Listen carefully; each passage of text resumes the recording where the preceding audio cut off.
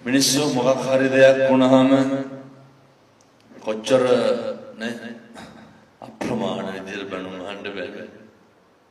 හැබැයි හොඳට මතක තියාගන්න ඕනේ මේ මුළු ලෝකයා එක පැයකට ලංකාවේ පොලිස් නිලධාරීන් සියලු දෙනාම වැඩ වර්ජනයක් කියමු කෙරුවොත් මොකක් වෙයිද? මේකේ කී දෙනෙක් මැරෙයිද? කොච්චර දරුවෝ අපයෝජනයට ලක් වෙයිද? කොච්චර දූෂණ සිදු වෙයිද? කොච්චර හොරකම් වෙයිද? කොච්චර මරාගනියද? එක පැයක් නැතුත්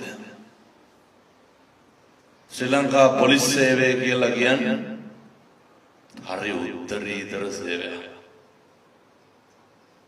මේ සේවය නැති වුණාම තමයි මිනිස්සුන්ට මේක අගය තේරෙන්නේ.